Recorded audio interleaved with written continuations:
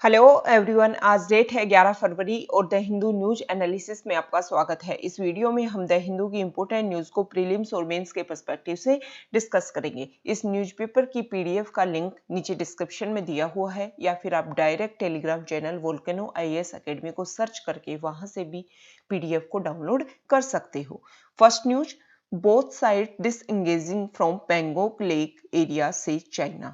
देखो, चाइना और इंडिया के बीच में जो बॉर्डर एरिया है वहां पर काफी समय से स्ट्रगल चल रहा था और उसको लेकर के रेगुलर दोनों देशों के बीच में जो टॉप लीडर्स हैं, टॉप जो हमारे एडमिनिस्ट्रेशन हैं, उनके बीच में रेगुलर टॉकिंग चल रही थी। अब ये फैसला निकल करके आया है कि दोनों के दोनों जिस एरिया को लेकर के टसल चल रहा था वहां दोनों उस एरिया को डिसएंगेज करेंगे। इंडिया भी पीछे हटेगा और चाइना भी पीछे हटेगा। इंडियन सोर्स ने भी ये बात कही है कि कुछ टैंक्स, आर्मर्ड एलिमेंट्स, इनको विड्रॉ किया जाएगा, लेकिन जो ट्रूप्स है वो वहां पर अभी भी बने रहेंगे। ये टाइमलाइन यहाँ पर दे रखी है कि किस तरीके से स्ट्रगल स्टार्ट हुआ था, उसको हम डिस्कस कर लेते हैं।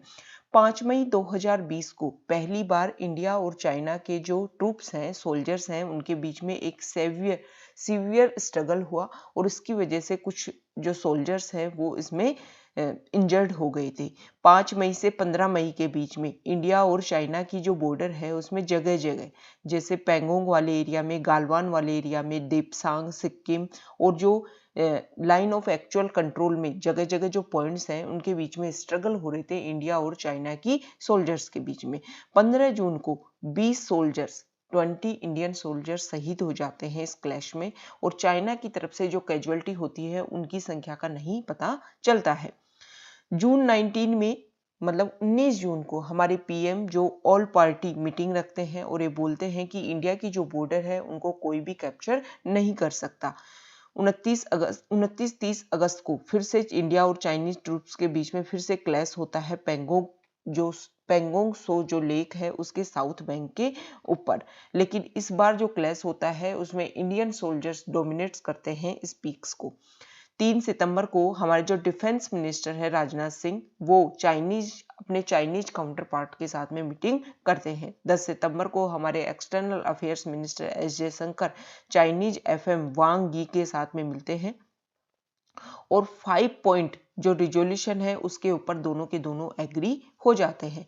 6 नवंबर को फिर से ऑफिशियल मीटिंग होती है डिसएंगेजमेंट प्लान के लिए और 24 जनवरी 2021 से 9th round of cops commander जो है उनके बीच में 9th राउंड की मीटिंग चल रही थी। 16 घंटे तक लगभग ये मीटिंग चलती है और उसमें अब ये रिजल्ट निकल करके आता है कि इस एरिया में, जो पैंगोंग लेक के एरिया में जो टसल चल रही है उसमें दोनों साइड से डिसएंगेजिंग दिखाया जाएगा। अब इंडिया और चाइना जो पैंगोंग सो लेक है उसमें से अपने अपने एरिया से पीछे हटेंगे और ये रिजल्ट निकल करके आया है कि अप्रैल 2020 में जिस स्थिति में थे इंडिया और चाइना उसी में वापस लौटेंगे। मतलब जो पैंगोंग सो लेक का जो नॉर्थ बैंक है जिसको फिंगर एरिया के नाम से जाना जाता है, उससे तो चाइना पीछे हटेगा और इंडिया भी, मतलब जिस एरिया में इंडिया आगे बढ़ चुका था वहां से इंडिया पीछे हट करके प्री अप्रैल 2020 पोजीशन में दोनों देश आएंगे। अब हमारे लिए इंपॉर्टेंट हो जाता है कि पैंगोंग सो लेक क्या है। देखो, ये जो पैंगोंग सो लेक है वो इंडिया, हमारा जो यूटी है लद्दाख, उसका ईस्टर्न पार्ट और तिब्बत का जो वेस्टर्न पार्ट है उसके बीच में फैली हुई है ये पैंगोंग सो लेक। ये लेक 5 सब लेक्स में डिवाइडेड है जिसका नाम है पैंगोंग सो, सो नायक, रमसो नाम से 2 झील है वहां पर, और नायक सो। इस झील का 50% एरिया तिब्बत में है और इसका जो 40% एरिया है वो लद्दाख में है और बचा हुआ जो 10% एरिया है लगभग वो डिस्प्यूटेड एरिया है और लगभग ज्यादातर भाग चाइना के कंट्रोल में है। पैंगोंग सो लेक में सैलाइन वाटर पाया जाता है और ये विंटर में ये लेक कंप्लीटली फ्रीज हो जाती है। ये जो पैंगोंग सो लेक है ना, इसका जो नर्दर्न बैंक है वो एक जैसे अपनी हथेली पाम होती है और उसके आगे फिंगर्स होती हैं उस तरीके से फैला हुआ है। तो ये जो फिंगर एरिया है वो उसी एरिया को बोला जाता है। इंडिया इसमें क्लेम करती है कि जो लाइन ऑफ एक्चुअल कंट्रोल है वो फिंगर 8 से स्टार्ट हो रही है, लेकिन चाइना ये क्लेम करती है कि फिंगर 2 से line of actual control start हो रही है। ठीक है। नेक्स्ट न्यूज है ट्विटर से रिलेटेड। 26 जनवरी को इंडिया में जब ट्रैक्टर रैली परेड निकल रहे थे उस समय बहुत सारे ट्वीट किए गए और उसको लेकर के बाद में ट्विटर को बोला गया कि आप ये हैशटैग यूज किया जा रहा है, ट्विटर हैंडल है, जो मिस इन्फॉर्मेशन फैला रहे हैं उनको आप बैन कर दो।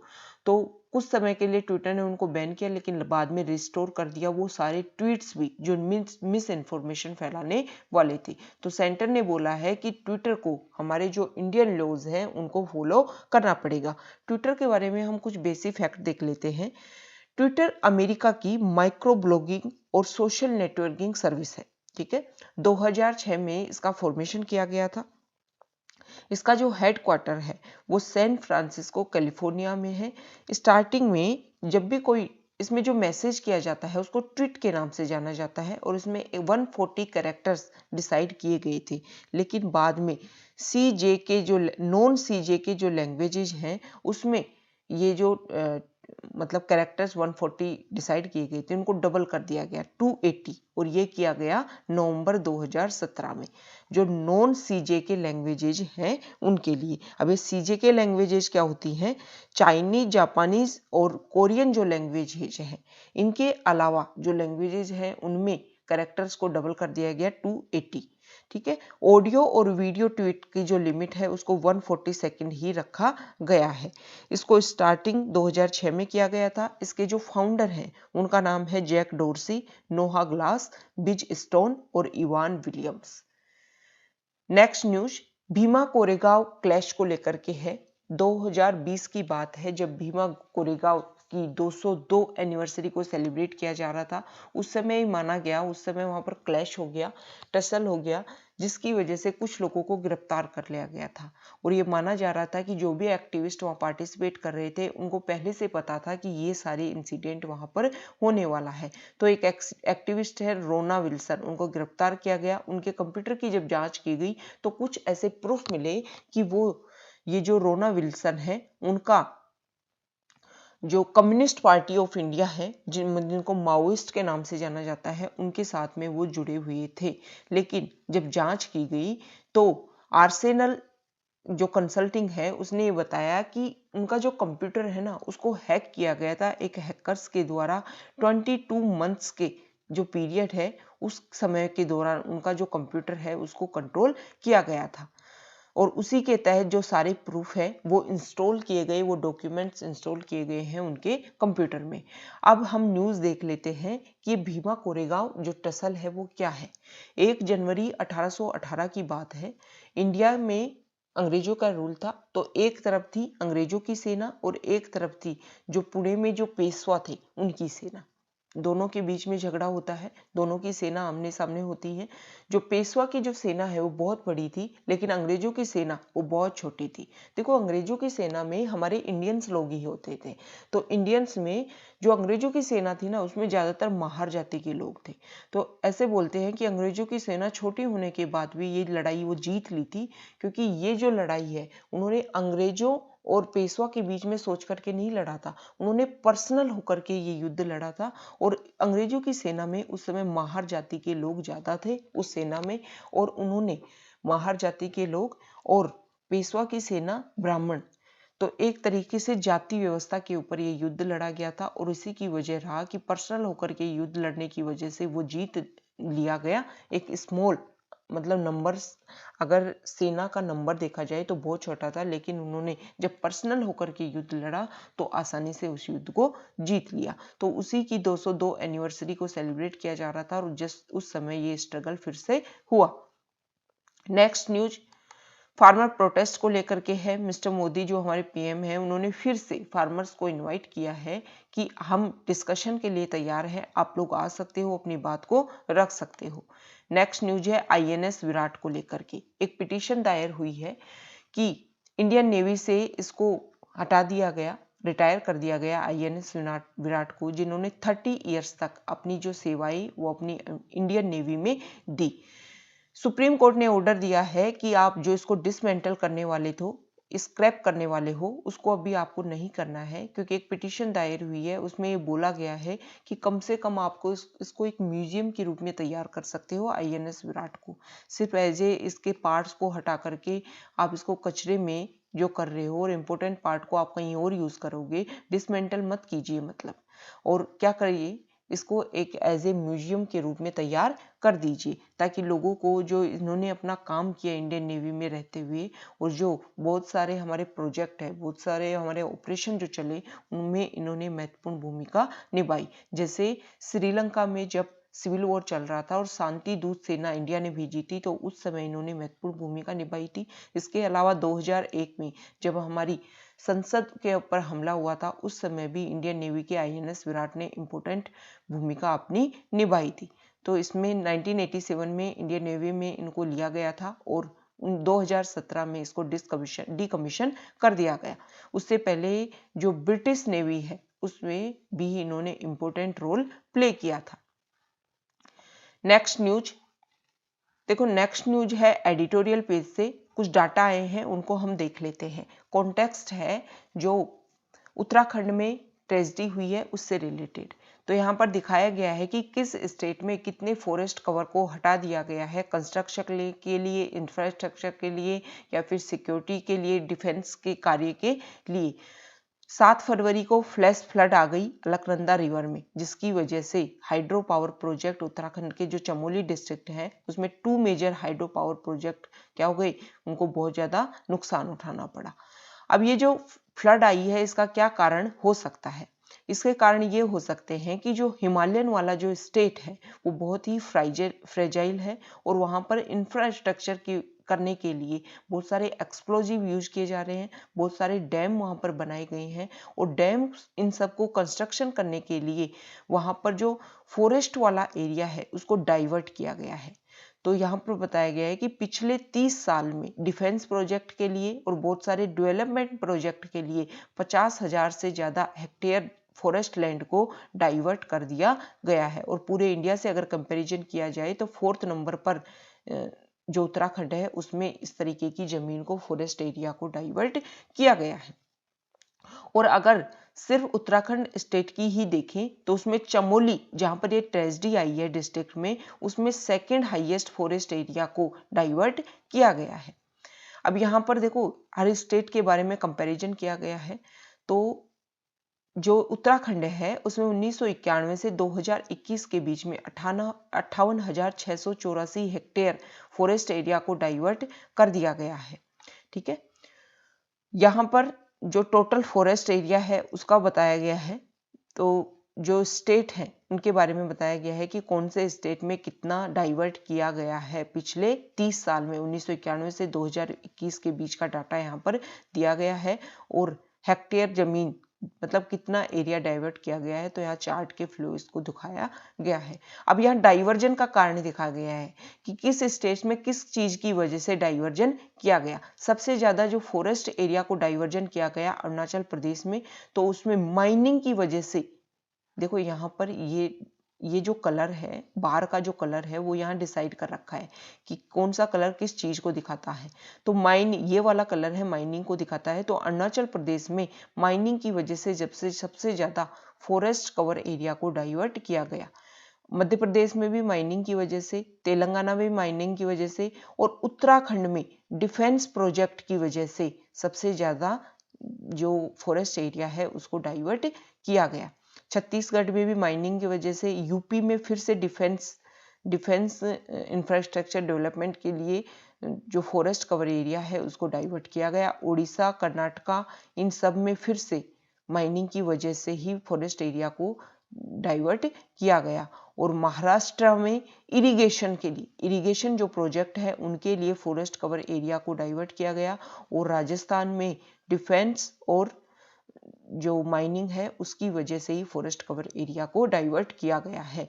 यहाँ पर उत्तराखंड का दे रखा है कि उत्तराखंड में कौन सा जो डिस्ट्रिक्ट है उसमें कितना एरिया डाइवर्ट किया गया है। तो सबसे ज्यादा जो एरिया है वो टिहरी गढ़वाल एरिया में, टिहरी गढ़वाल जो डिस्ट्रिक्ट है उसमें डाइवर्ट किया गया है। इसमें रोड के लिए, ट्रांसमिशन लाइन के लिए, इसके अलावा हाइडल जो प्रोजेक्ट है उसके लिए जो फॉरेस्ट एरिया को डाइवर्ट किया गया। और 2nd नंबर पर आता है चमोली डिस्ट्रिक्ट, जहां पर ये ट्रेजेडी हुई है। नेक्स्ट न्यूज है, यहाँ देखिए, देखो जो केरला है, केरला में एक पाइपलाइन मतलब एक फैक्ट्री है, ऑयल फैक्ट्री, टाइटेनियम फैक्ट्री, वहां से ऑयल निकल करके सी में फैल गया है। अब उसको क्लीन करने के लिए वर्क स्टार्ट हो गया है। देखो इस तरीके के जब इंसिडेंट होते हैं तो स्पेशली जो हमारी इकोनॉमी है उनके लिए तो खराब है ही वो चीजें, लेकिन जो सी रिसोर्सेज हैं उनके लिए भी बहुत ज्यादा नुकसानदायक है, क्योंकि जो उनकी मैरीन जो रिसोर्सेज हैं, स्पेशली जो वहाँ पर एक्वेटिक जो एनिमल्स पाए जाते हैं उनके लिए, उनकी जो लाइफ है उनको काफ़ी इफेक्ट ये चीज़ें करती हैं। नेक्स्ट जो न्यूज है, देखो एक रिपोर्ट सामने आई है कि पिछले एक साल में जो कोविड-19 के दौरान जो स्कूलें बंद रही उनकी वजह से जो स्टूडेंट हैं, स्पेशली क्लास 2 टू क्लास 6, उनकी जो फंडामेंटल एबिलिटीज है, जैसे किसी भी लैंग्वेज को सीखने की पावर या मैथ में जो उनकी एबिलिटी थी वो काफ़ी कम हो गई है। बच्चे काफ़ी चीज़ों को भूल चुके हैं। नेक्स्ट न्यूज है जो उत्तराखंड में ट्रेजेडी आई उसको लेकर के ही है कि अभी तक उसका जो रियल कारण है वो पता नहीं चल पाया है। हालांकि बहुत सारी चीजें एक्सप्लोर की जा रही हैं कि क्या कारण हो सकता है। एक कारण ये भी बताया गया है कि जो माउंटेन है उससे कुछ बड़ी चट्टान का एक पार्ट टूट करके नीचे जो ग्लेशियर था उसके ऊपर गिरा और ग्लेशियर इसकी वजह से उसमें बर्स्ट हो गया। नेक्स्ट न्यूज है राइट टू डिसेबिलिटीज एक्ट के बारे में है। एक व्यक्ति ने सुप्रीम कोर्ट में एक पिटीशन फाइल की थी कि जो हार्ट डिजीज है उसको भी डिसेबिलिटी में शामिल किया जाए, लेकिन सुप्रीम कोर्ट ने बोल दिया है कि हार्ट डिजीज को हम जो right of personal with disabilities act है उसमें शामिल नहीं किया जा सकता। अब ये जो राइट टू डिसेबिलिटीज एक्ट है, पहले इसमें देखो 7 डिसेबिलिटीज को शामिल किया गया था, लेकिन बाद में 2016 में जब इसको चेंज किया गया तो इसमें 21 डिसेबिलिटीज को इंक्लूड कर दिया गया है। ये जो एक्ट है इसके थ्रू जो रिजर्वेशन है उसको भी बढ़ा दिया गया। जब इसमें अमेंड किया गया उस समय पहले 3% दिया जाता था गवर्नमेंट जॉब में रिजर्वेशन, डिसेबिलिटीज वाले जो लोग थे उनको, अब 4% कर दिया गया है। हायर एजुकेशन इंस्टीट्यूट में भी 3% से बढ़ा करके 5% कर दिया गया है। ठीक है, नेक्स्ट जो न्यूज है यहां पर देखो कुछ डाटा सामने आए हैं। UAPA मतलब अनलॉफुल जो एक्टिविटीज है उसके तहत 2016 से 2019 के बीच में जिन लोगों को गिरफ्तार किया गया उसमें 2.2% जो लोग हैं उनका कन्विक्शन में एंड हुआ है, मतलब उनके ऊपर जो भी केस चला वो कन्विक्शन में एंड हुआ है। इसमें ये जो डाटा यूज किए गए हैं वो NCRB national crime records bureau के द्वारा जो डाटा इकट्ठे किए जाते हैं उनको दिखाया गया है union minister of state for home G Kishan Reddy के द्वारा। अपर हाउस मतलब राज्यसभा में उन्होंने ये डाटा पेश किए थे। NCRB के बारे में हम देख लेते हैं। National crime records bureau ministry of home affairs के अंडर ये आता है और इसका काम है इंडियन पीनल कोड और स्पेशल और लोकल लॉज के द्वारा जिन क्राइम को डिफाइन किया गया है उन क्राइम डाटा को कलेक्ट करना और उनका एनालाइज करने के लिए ये NCRB रिस्पॉन्सिबल है। इसका हेडक्वार्टर न्यू दिल्ली में है और 11 मार्च 1986 को इसको फॉर्मेशन किया गया था। नेक्स्ट न्यूज फॉरेन पेज से है। देखो अमेरिका के नए राष्ट्रपति जो बाइडेन, तो जो बाइडेन का जो एडमिनिस्ट्रेशन है उन्होंने स्टेटमेंट दिया है कि इंडिया जो इमर्जिंग पावर निकल कर के आ रहा है इंडो पैसिफिक रीजन में उसका हम समर्थन करते हैं और इंडिया और US के जो रिलेशन है वो काफ़ी बेटर है। इंडिया और US इंडो पैसिफिक रीजन में इम्पोर्टेंट पार्टनर है। इसके अलावा उन्होंने जब अपना स्पीच दिया जो बाइडेन का जो एडमिनिस्ट्रेशन है उनकी तरफ से, तो उन्होंने क्वेड ग्रुप की भी बात की। देखो जो क्वेड ग्रुप है उसमें 4 देश शामिल हैं, ऑस्ट्रेलिया, जापान, इंडिया और US। स्पेशली इंडो पैसिफिक जो रीजन है उसमें स्टेबिलिटी, सिक्योरिटी और पीस को स्टेबल करने के लिए एक ग्रुप बनाया गया था। तो इसमें क्वेड ग्रुप की बात की गई कि इंडिया और US दोनों इसमें एक दूसरे के साथ हैं और एक मतलब ऐसे ऑर्गेनाइजेशन जो इंडो पैसिफिक रीजन में स्टेबिलिटी क्रिएट करने के लिए काम कर रहे हैं उसमें इंडिया और US दोनों ही पार्टिसिपेट कर रहे हैं। नेक्स्ट जो न्यूज है वो श्रीलंका ने, देखो ईस्ट कंटेनर टर्मिनल को इंडिया और जापान डेवलप करना वाला था श्रीलंका में, श्रीलंका ने अपने हाथ पीछे खींच लिए। तो बहुत सारे जो इंटरनेशनल न्यूज़ है उनके द्वारा आरोप लगाया जा रहा था कि चाइना ने एक तरीके से प्रेशर क्रिएट किया श्रीलंका के ऊपर कि आप इस प्रोजेक्ट से अपने हाथ पीछे खींच लो। लेकिन श्रीलंका ने इस डिसीजन को बोला है कि हमारा पर्सनल डिसीजन है। हमारे जो यहाँ पर यूनियंस थी वो प्रोटेस्ट कर रही थी कि आप किसी फॉरेन इन्वेस्टर को अपने यहाँ पर टर्मिनल डेवलप करने का काम नहीं दे सकते। नहीं तो फिर हम क्या करेंगे, हम करेंगे कि लॉ के अकॉर्डिंग जो वर्क है उस एजिटेशन को हम आगे बढ़ाएंगे। मतलब जितना लॉ में लिखा गया है उतना ही काम किया जाए, उस एजिटेशन पे हम काम करने लग जाएंगे। तो देखो, इस पहले भी ये बात सामने आई कि चाइना भी वहां पर एक टर्मिनल में इन्वेस्ट कर रहा है, तो वहां से तो उस प्रोजेक्ट से तो श्रीलंका ने हाथ पीछे खींचे नहीं, वो भी तो फॉरेन है ना, वो भी तो फॉरेन कंट्री है। तो जब आप ये बोल रहे हो कि आपकी यूनियन वहां प्रोटेस्ट कर रही है कि हम किसी भी फॉरेन इन्वेस्टर को अपने यहाँ पर इन्वेस्ट नहीं करने देंगे, तो फिर चाइना को आप कैसे करने दे रहे हो? इसी के आधार पर ये आरोप लगाए जा रहे थे, लेकिन श्रीलंका ने इस सबको मना कर दिया है कि ऐसा कुछ भी नहीं है, हमारा पर्सनल है जो भी हम कर रहे हैं। तो ये हमारा डिस्कशन था, कई इंपॉर्टेंट न्यूज़ को हमने डिस्कस किया। Okay, thank you.